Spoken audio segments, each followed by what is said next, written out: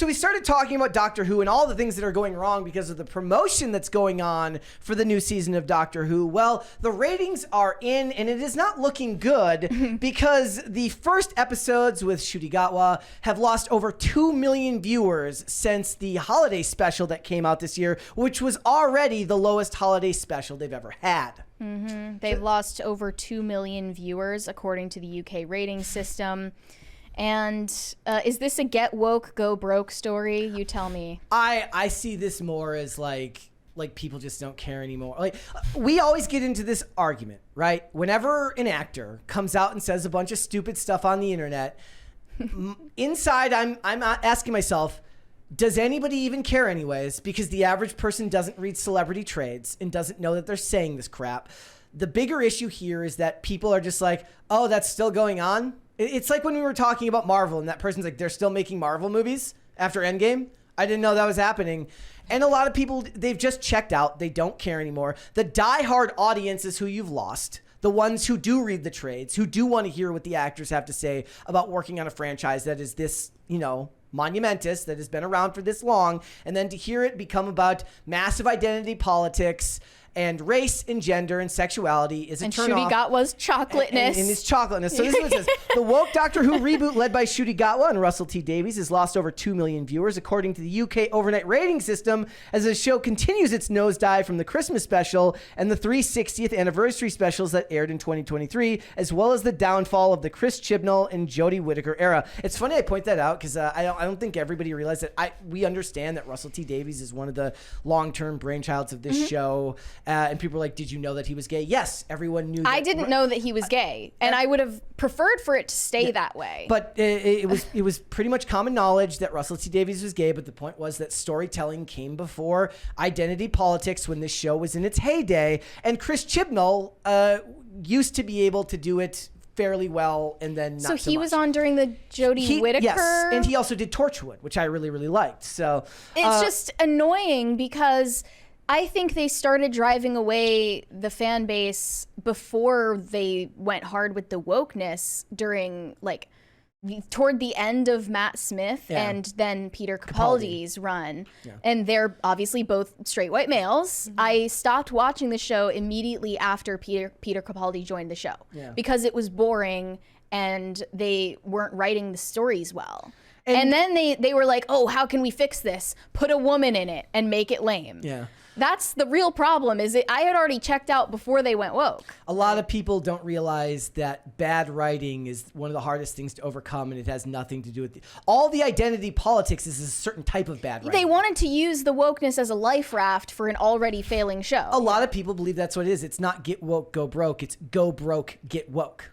And then get broker. And then get broker. in this case. So it says it debuted the first 2 episodes on Saturday, May 11th, with the first episode, Space Babies, bringing in 2.6 million viewers. However, 200K of those fans didn't stick around for the second episode, The Devil's Chord, as only 2.4 million viewers tuned in. The numbers are significantly down from the 2023 Christmas special, already the lowest rated Doctor Who Christmas special, with 4.73 million viewers. I also, at least calling it a Christmas special is nice, not having to make it a holiday special. That's nice. Yes. It's the war on Christmas. Yes, it is. It's back. The numbers are also down a lot from the first 2023 special featuring the return of David Tennant that drew 5.8 million viewers, with the 3 specials the lowest rated of Tennant's career. Look, it would be irresponsible to not point out that we live in a very, very different time now when it comes to viewership numbers. Streaming, play later, all of these things play into the fact that numbers are just down. You can't look at the views of a show like The X-Files in the 90s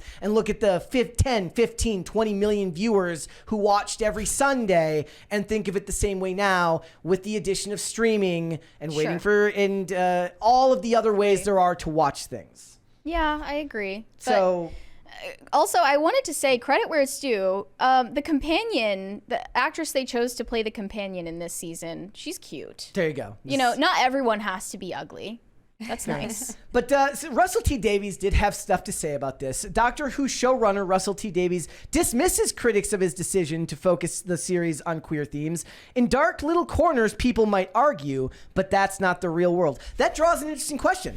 look, is it just dark corners of the internet that are arguing about this, or does a drop in viewership figures have something to do with the types of stories you're choosing to tell, or is it just bad writing? We got a $20 from Crispy Leg Transport LLC. Let's blame Mary for the ills of Doctor Who. Just kidding. I hope you guys are having a good day. Good so far. Yeah. In the opinion of showrunner Russell T Davies, the bevy of criticisms leveled towards his decision to make queer themes a central focus of Doctor Who were not only inconsequential, but ultimately detached from the fan sentiment in the real world. A lot of people would say, how connected to fan sentiment are celebrities who have yes men and women in their ear all the time? Right? Wait, what? Well, the average celebrity isn't connected to the negatives unless who is it we were talking? Oh, we didn't end up talking about Tiffany Haddish, who would like look up the people who said mean things about him. There are name searchers in Hollywood. Yes, but in general, they don't look at those as the majority. They actually look at them as the outlier. Most of them are in a bubble and they don't know. But it's like that's understandable because you get your paycheck regardless of how the show performs. So, and as someone pointed out yesterday, or sorry, on Monday, this is also funded by the British government, so they're also in a bubble. Your BBC license that you're paying for is what funds this show. At one point, okay, so it says Davies offered his defense of the latest take on the Time Lord during the 2024 interview given to Collider's Samantha Case. He says, at one point making note of how the show, quote, just keeps leaning more into queer themes and everything, especially since the specials. Casey eventually asked Davies if we could speak about leaning into that more intentionally, to which the showrunner replied, it's funny because, to be absolutely honest, it's not that deliberate because it's the life that I led.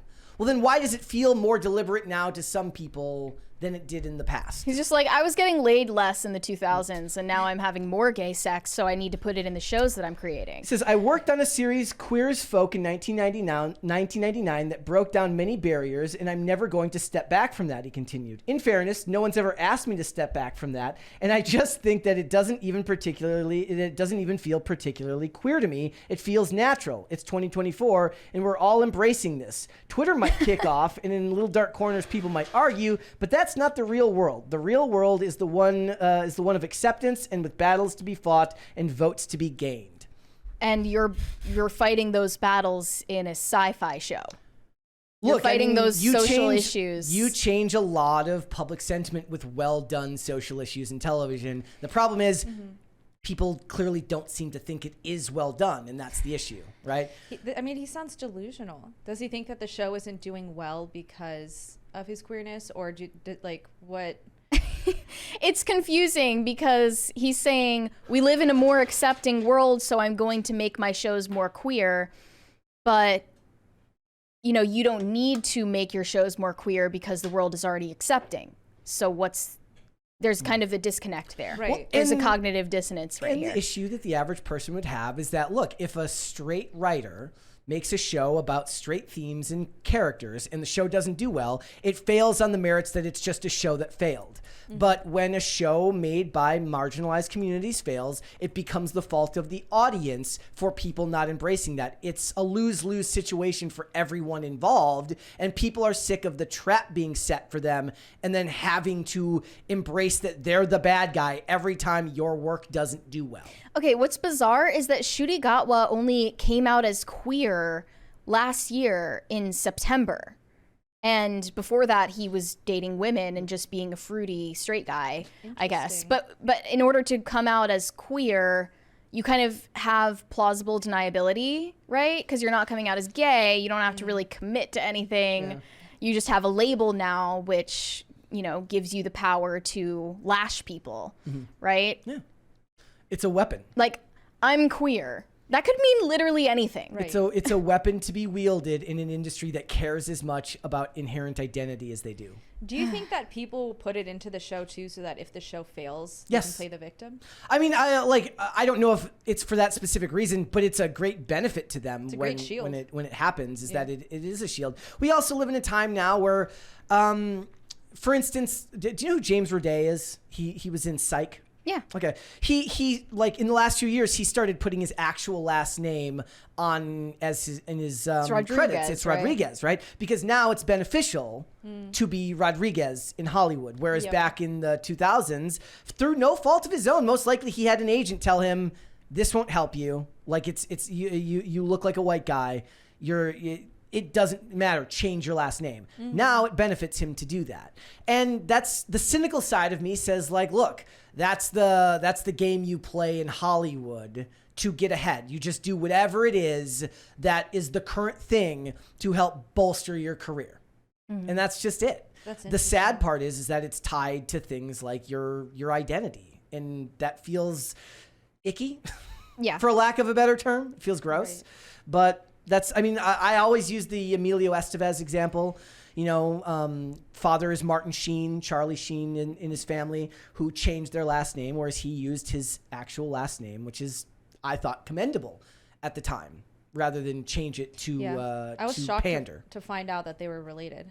Yeah. Emilio I mean, Estevez and- who could be related to Charlie Sheen other than a tiger?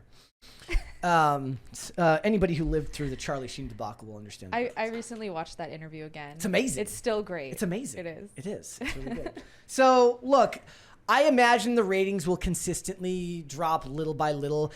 Are they going to give up? What is it that they say? They say the opposite of love isn't hate, it's indifference. Yes. That's what you want. You want to stay away from indifference. So in a way, they're kind of right. Like all of the hatred that's drummed up around it is beneficial to them because it's not hatred that you want to get away from. It's complete indifference. They want to feel like the Westboro Baptist Church is like outside of BBC studios protesting, but really people are just logging off. Right. Thanks for watching. Listen to full episodes of Pop Culture Crisis on Spotify. Keep up with us on social media and make sure you subscribe and ring that bell so you never miss the show. Bye, guys.